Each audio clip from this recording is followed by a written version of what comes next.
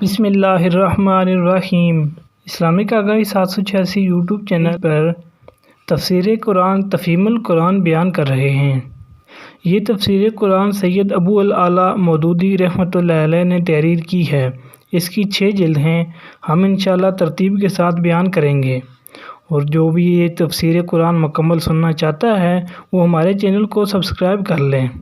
آج کی ویڈیو میں ہم سورۃ البقرہ کا ترجمہ و تفسیر بیان کریں گے۔ سورۃ البقرہ کے چوتھے رکوع کا ترجمہ و تفسیر۔ ترجمہ: پھر ذرا اس وقت کا تصور کرو جب تمہارے رب نے فرشتوں سے کہا تھا کہ میں زمین میں ایک خلیفہ بنانے والا ہوں۔ انہوں نے عرض کیا، کیا آپ زمین میں کسی ایسے کو مقرر کرنے والے ہیں جو اس کے انتظام کو بگاڑ دے گا اور خون ریزیاں کرے گا؟ آپ کی حمد و ثناء کے ساتھ تسبیح اور آپ کے لیے تقدس تو ہم کر ہی رہے ہیں۔ فرمایا، میں جانتا ہوں وہ جو کچھ تم نہیں جانتے۔ اس کے بعد اللہ نے آدم کو ساری چیزوں کے نام سکھائے، پھر انہیں فرشتوں کے سامنے پیش کیا اور فرمایا، اگر تمہارا خیال صحیح ہے کہ کسی خلیفہ کے تقرر سے انتظام بگڑ جائے گا تو ذرا ان چیزوں کے نام بتاؤ۔ انہوں نے عرض کیا، نقص سے پاک تو آپ ہی کی ذات ہے، ہم تو بس اتنا ہی علم رکھتے ہیں جتنا آپ نے ہم کو دے دیا ہے۔ حقیقت میں سب کچھ جاننے اور سمجھنے والا آپ کے سوا کوئی نہیں۔ پھر اللہ نے آدم سے کہا، تم انہیں ان چیزوں کے نام بتاؤ۔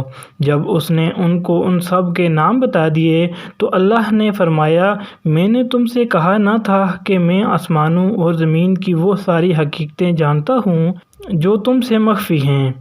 جو کچھ تم ظاہر کرتے ہو وہ بھی مجھے معلوم ہے، اور جو کچھ تم چھپاتے ہو اسے بھی میں جانتا ہوں۔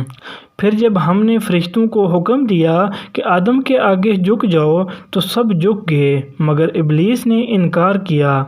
وہ اپنی بڑائی کے گھمنڈ میں پڑ گیا اور نافرمانوں میں شامل ہو گیا۔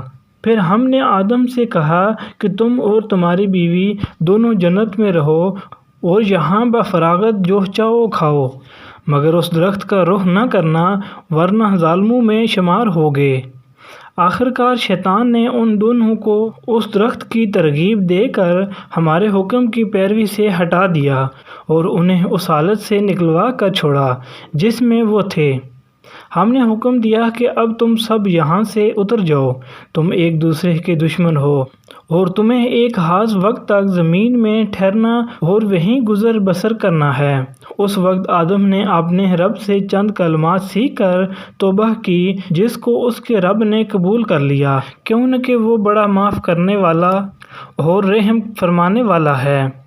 ہم نے کہا کہ تم سب یہاں سے اتر جاؤ، پھر جو میری طرف سے کوئی ہدایت تمہارے پاس پہنچے تو جو لوگ میری اس ہدایت کی پیروی کریں گے ان کے لیے کسی خوف اور رنج کا موقع نہ ہوگا، اور جو اس کو قبول کرنے سے انکار کریں گے اور ہماری آیات کو جھٹلائیں گے وہ آگ میں جانے والے لوگ ہیں جہاں وہ ہمیشہ رہیں گے۔ یہ تھا سورۃ البقرہ کے چوتھے رکوع کا ترجمہ۔ اب سورۃ البقرہ کے چوتھے رکوع کی تفسیر۔ اوپر کے رکوع میں بندگی رب کی دعوت اس بنیاد پر دی گئی تھی کہ وہ سارا خالق ہے، وہ پروردگار ہے، اسی کے قبضہ قدرت میں تمہاری زندگی و موت ہے، اور جس کائنات میں تم رہتے ہو اس کا مالک و مدبر وہی ہے، لہذا اس کی بندگی کے سوا تمہارے لیے اور کوئی دوسرا طریقہ صحیح نہیں ہو سکتا۔ اب اس رکوع میں وہی دعوت اس دنیا پر دی جا رہی ہے کہ اس دنیا میں تم کو خدا نے اپنا خلیفہ بنایا ہے۔ خلیفہ ہونے کی حیثیت سے تمہارا فرض صرف اتنا ہی نہیں ہے کہ اس کی بندگی کرو، بلکہ یہ بھی ہے کہ اس کی بھیجی ہوئی ہدایت کے مطابق کام کرو۔ اگر تم نے ایسا نہ کیا اور اپنے ازلی دشمن شیطان کے اشاروں پر چلے تو بدترین بغاوت کے مجرم ہوگے اور بدترین انجام دیکھو گے۔ اس سلسلے میں انسان کی حقیقت اور کائنات میں اس کی حیثیت ٹھیک ٹھیک بیان کر دی گئی ہے، اور نوع انسانی کی تاریخ کا وہ باب پیش کیا گیا ہے جس کے معلوم ہونے کا کوئی دوسرا ذریعہ انسان کو میسر نہیں ہے۔ اس باب سے جو اہم نتائج حاصل ہوتے ہیں وہ ان نتائج سے بہت زیادہ قیمتی ہیں جو زمین کی تہوں سے متفرق ہڈیاں نکال کر اور انہیں قیاس و تحسین سے ربط دے کر آدمی عقل کرنے کی کوشش کرتا ہے۔ مالک کے اصل معنی عربی میں پیغمبر کے ہیں۔ اسی کا لفظی ترجمہ فرستادہ یا فرشتہ ہے۔ یہ محض مجرد قوتیں نہیں ہیں جو تشخص نہ رکھتی ہوں، بلکہ یہ تشخص رکھنے والی ہستیاں ہیں جن سے اللہ اپنی اس عظیم الشان سلطنت کی تدبیر و انتظام میں کام لیتا ہے۔ یوں سمجھنا چاہیے کہ یہ سلطنت الہی کے اہلکار ہیں جو اللہ کے احکام کو نافذ کرتے ہیں۔ جاہل لوگ انہیں غلطی سے خدائی میں حصہ دار سمجھ بیٹھے اور بعض نے انہیں خدا کا رشتہ دار سمجھا اور ان کو دیوتا بنا کر ان کی پرستش شروع کر دی۔ خلیفہ مالک نہیں ہوتا بلکہ اصل مالک کا نائب ہوتا ہے۔ اس کے اختیارات ذاتی نہیں ہوتے بلکہ مالک کے عطا کردہ ہوتے ہیں۔ وہ اپنے منشا کے مطابق کام کرنے کا حق نہیں رکھتا بلکہ اس کا کام مالک کے منشا کو پورا کرنا ہوتا ہے۔ اگر وہ خود اپنے آپ کو مالک سمجھ بیٹھے اور تجویز کردہ اختیارات کو من مانے طریقے سے استعمال کرنے لگے یا اصل مالک کے سوا کسی اور کو مالک تسلیم کر کے اس کے منشا کی پیروی اور اس کے احکام کی تحمیل کرنے لگے تو یہ سب غداری اور بغاوت کے افعال ہوں گے۔ یہ فرشتوں کا اعتراض نہ تھا بلکہ استفہام تھا۔ فرشتوں کی کیا مجال کہ خدا کی کسی تجویز پر اعتراض کریں۔ وہ خلیفہ کے لفظ سے یہ تو سمجھ گئے تھے کہ اس زیر تجویز مخلوق کو زمین میں کچھ اختیارات سپرد کیے جانے والے ہیں، مگر یہ بات ان کی سمجھ میں نہ آتی تھی کہ سلطنت کائنات کے اس نظام میں کسی با اختیار مخلوق کی گنجائش کیسے ہو سکتی ہے، اور اگر کسی کی طرف کچھ ذرا سی بھی اختیارات منتقل کر دیے جائیں تو سلطنت کے جس حصے میں بھی ایسا کیا جائے گا وہاں کا انتظام خرابی سے کیسے بچ جائے گا، اسی بات کو وہ سمجھنا چاہتے تھے۔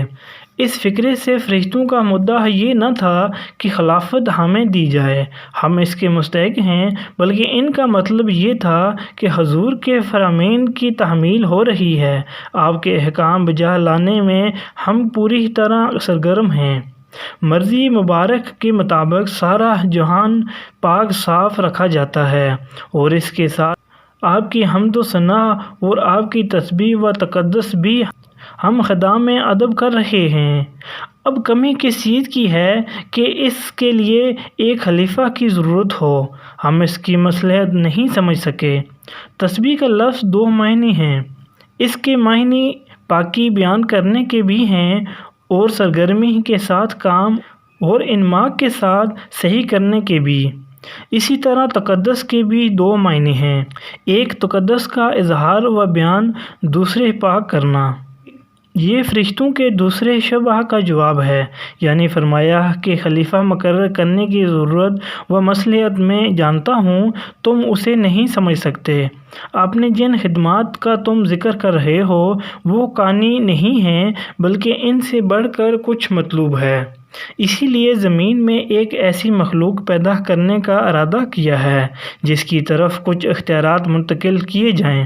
انسان کے علم کی صورت دراصل یہی ہے کہ وہ ناموں کے ذریعے سے اشیاء کے علم کو اپنے ذہن کی گرفت میں لاتا ہے، لہذا انسان کی تمام معلومات دراصل اسماء اشیاء پر مشتمل ہیں۔ آدم کو سارے نام سکھانا گویا ان کو تمام اشیاء کا علم دینا تھا۔ ایسا معلوم ہوتا ہے کہ ہر فرشتے اور فرشتوں کی ہر صنف کا علم صرف اسی شعبے تک محدود ہے جس سے اس کا تعلق ہے۔ مثلاً ہوا کے انتظام سے جو فرشتے متعلق ہیں وہ ہوا کے متعلق سب کچھ جانتے ہیں مگر پانی کے متعلق کچھ نہیں جانتے۔ یہی حال دوسرے شعبوں کے فرشتوں کا ہے۔ انسان کو ان کے برعکس جامع علم دیا گیا ہے، ایک ایک شعبے کے متعلق چاہیے وہ اس شعبے کے فرشتوں سے کم جانتا ہو، مگر مجموعی حیثیت سے جو جامعیت انسان کے علم کو بخشی گئی ہے وہ فرشتوں کو میسر نہیں ہے۔ یہ مظاہرہ فرشتوں کے پہلے شبہ کا جواب تھا، گویا اس طریقے سے اللہ تعالیٰ نے انہیں بتا دیا کہ میں آدم کو صرف اختیارات ہی نہیں دے رہا ہوں بلکہ علم بھی دے رہا ہوں۔